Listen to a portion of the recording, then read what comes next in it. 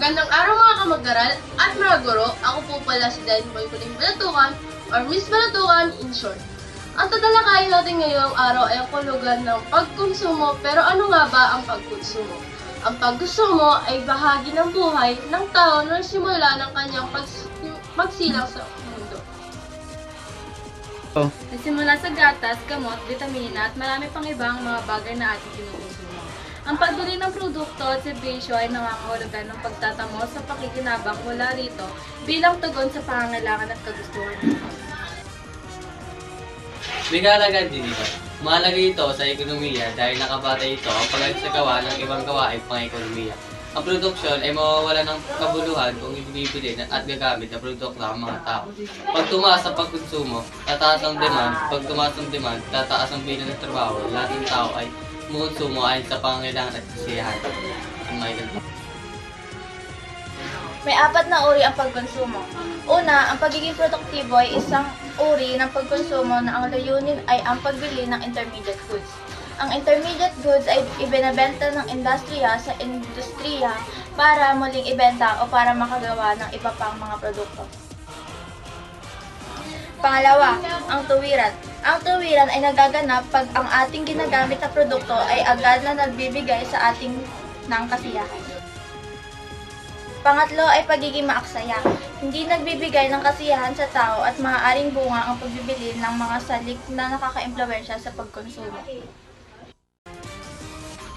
Pang-apat ay ang pagbili ng bagay na maaaring magbigay ng perwisyo sa tao.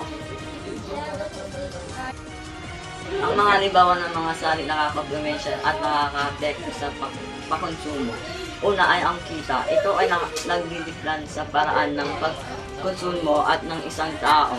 Ayon kay John Maynard Reyes, isang ekonomistang British, sa kanyang aklat na The General Theory of Employment, Interest the Money, malaki ang kaugnayan ng kita ng tao sa kanyang pagkonsumo. Ayon sa kanya, habang lumalaki ang kita ng tao ay lumalaki din ang kanyang kakayahan na kumonsumo. Sa kabilang banda, ang pagbababa ng kita ay nangangahulugan ng pagbaba ng kakayahang kumonsumo. Kaya naman, mapapansin na mas maraming pinamimili ang mga taong may malalaking kita kung iambing natin sa mga taong may mababang kita. Ang iba pang halimbawa ng salik na nakaka-impluwensya sa pagkonsumo ay presyo, pagpapahalaga ng tao, at panahon at paggagaya. Ang mga nakaka-apekto na may psikolohikal, pagpapasya, kultura, mga resulta na gawin ng mamimili at edad. Batas din ng pagkonsumo at isa dito ang batas ng pagkakaiba. Ang batas ng pagkakaiba ay nagpapaliwanag kung bakit ang bawal mamimili ay iba pang binibili.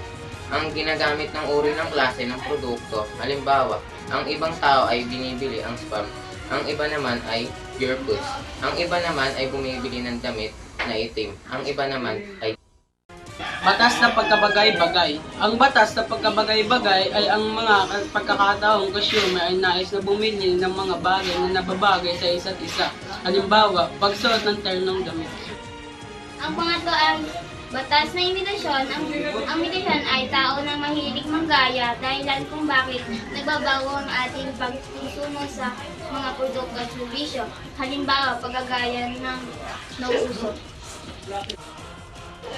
Batas na pagpapasyang ekonomiko. Ang batas na ito, pagpapasyang nabigyan ng prioridad ang mas malagang bagay o pangangailangan kaysa sa mga luho. Nakakamit ng tao ang satisfakasyon kapag nagawa ng mga pagpapasya na nabigyan ng pansin sa mga bagay na pangunahing pangangailangan ng tao.